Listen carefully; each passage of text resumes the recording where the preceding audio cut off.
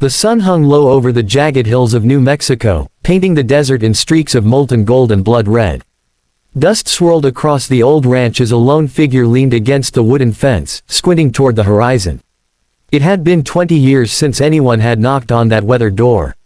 20 years of silence, broken only by the distant howl of coyotes and the whispering wind through the mesquite. Jackson Cole, once a cowboy renowned across 3 counties for his skill with horses and his fearlessness in the line of danger, now lived alone. His ranch was a skeleton of its former self, barns sagging, fences creaking, the field slowly being swallowed by weeds. Jackson had traded the roar of cattle drives and the camaraderie of the dusty trail for solitude, his only companions the stars at night and memories of a life that had left him behind. Loneliness had become a familiar friend. He didn't mind it, not really. People had come and gone in his life, some betrayed him, others left too soon. His wife, Mary, had died young, leaving him with a silence that no whiskey, no guitar, no campfire stories could fill.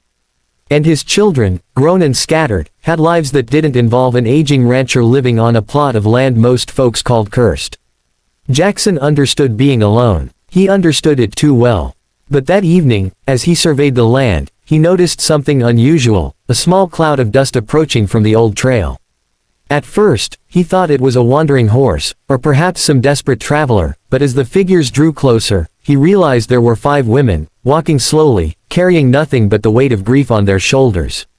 Their clothes were simple but worn, dust clinging to the hems and the edges. Their faces, etched with sorrow, held stories of loss and survival. Apache widows, they would have been called, displaced by hardship and circumstance, with no home and no one to turn to. They moved with the quiet dignity of people who had endured far too much, yet there was a fragile hope in their eyes, a hope that led them straight to Jackson Cole's ranch. Jackson's hand instinctively rested on the butt of his old revolver. Not because he intended to harm them, but because the sight of humans, real, living, breathing humans, approaching his solitude made him uneasy. He had long ago built walls around himself, thick and unyielding, and the idea of letting anyone through was terrifying. As they drew nearer, the tallest of the women stepped forward. Her voice was soft, almost melodic, but carried a firmness that demanded attention. "Sir," she said, "we mean you no harm. We've nowhere else to go. Please, would you let us shelter here for a while?" Jackson studied her for a long moment. Her eyes, dark and deep, mirrored the pain in his own heart. He wanted to say no, to tell them the ranch was empty except for the ghosts that already lived there. But as he opened his mouth, the wind carried her words back to him, and something inside him stirred, something he hadn't felt in decades. "5 widows, huh?" he said gruffly, voice like gravel. "You sure this isn't SME trick?" "No trick," she replied. "Just need." Jackson's heart, buried beneath layers of solitude, wavered. He had seen enough suffering in his time to know it when he saw it. Slowly, almost reluctantly, he nodded. "All right, come in, but stay outside the house until I've had a chance to assess." They nodded in gratitude, settling on the open land. Jackson watched them carefully as they began unpacking small bundles and water jugs. They moved quietly, respecting his space, and in that quiet respect, Jackson felt a flicker of something he thought he had lost long ago, trust in humanity. The first days were awkward. Jackson, a man of routine and silence, struggled with their presence. The women, sensing his discomfort, offered their help cautiously, mending fences, gathering firewood, tending to the small vegetable plot he had once loved. They never imposed, but their quiet diligence began to soften the edges of his solitude. In the evenings, by the fire, Jackson would listen to their stories, fragments of life before the loss, tales of courage and survival, of husbands taken too soon by sickness or violence, of families scattered by the ever-changing tides of life. He found himself sharing a little, too, his own memories spilling out like water long trapped behind a dam. It was during one particularly cold night that the transformation began in earnest. The wind howled like a banshee, rattling the windows of the old ranch house, and one of the younger widows, Anna, shivered in the corner. Jackson took off his coat and draped it around her shoulders. "You need it more than I do," he muttered, though his voice betrayed a warmth he hadn't expected to show. "You've given us warmth already," Anna said softly, her eyes shining in the firelight. "Just by letting us stay." Jackson grunted, but something inside him shifted.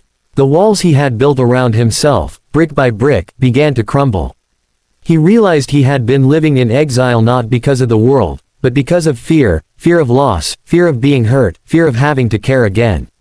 And yet, these women, strangers with empty hands and hearts heavy with grief, had come asking for nothing but kindness, and in doing so, they had offered him a gift far greater than gold or land, a reason to live again. Days turned into weeks, and slowly, the ranch came alive.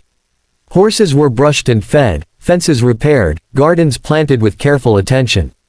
The women, each with her own story of resilience, became a family of sorts. Laughter began to echo across the land once more, timid at first, then full-bodied and free, like water rushing through a long dry creek bed. Jackson, for his part, began to change as well. The quiet evenings by the fire became times of storytelling and teaching. He taught the widows to ride, to care for the horses, to shoot if necessary, skills he had once thought lost to time. In return, they shared knowledge of herbal remedies, cooking, and the subtler arts of survival, rooted in their Apache heritage. It was during the harvest festival, a small celebration they held in honor of the land finally yielding fruit again, that Jackson had a moment of profound realization. Watching the women dance under lantern light, faces glowing with joy and hope, he understood something fundamental: life was never meant to be endured alone. He had spent decades hiding from the world, building walls to protect himself from the inevitability of pain. But pain and love were two sides of the same coin, one could not exist without the other. By opening his ranch to these widows, Jackson had invited both. And in doing so, he had reclaimed the very thing he thought he had lost forever: his heart. One evening, as the sky blazed with the colors of sunset, the tallest widow, Maria, approached him while he worked on mending a fence. "Jackson," she said, her voice gentle yet commanding, "why did you let us stay? After all these years alone, why take the risk?" Jackson paused, hammer in hand, and looked out across the land he had once thought desolate. He saw the laughter of children, some of the widows had small ones with them, running through the fields, saw the horses prancing freely, the house alive with the smells of cooking and wood smoke.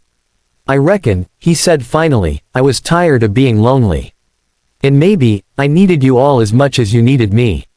Her eyes glistened, and she placed a hand on his arm, a silent acknowledgement of a bond forged not by blood, but by shared survival and mutual care. Seasons changed, and the ranch flourished like never before. The widows, once wandering souls with nothing to call home, had built lives rooted in the land and in each other. Jackson found himself laughing more than he had in decades, teaching the children to ride and the women to shoot, sitting by the fire at night telling stories of the old cowboy days. Years later, travelers passing by would speak in hushed tones of the ranch where the retired cowboy had taken in 5 Apache widows, and how the land itself seemed to glow with warmth and life. The story became legend, not because of heroics or violence, but because of humanity and generosity, and how one man's choice to care transformed the lives of many. Jackson often stood on the porch at sunset, looking out over the fields. He would see the children chasing chickens, the widows tending to the garden, and hear laughter, pure, unrestrained laughter, echoing across the hills. And he would remember the first day they had arrived, their eyes filled with desperation, and he would smile. "Turns out," he'd mutter to himself, "you can survive alone, but you don't truly live, not until you let life in." And with that, the retired cowboy, once bound by grief and solitude, had finally discovered a truth older than the land itself. Kindness is its own reward, and love, in all its forms, has the power to heal even the most weathered heart. The ranch, alive with life and laughter, stood as a testament not to the wealth of the land, but to the richness of the human spirit, and the enduring power of opening your heart when the world has taught you to close it.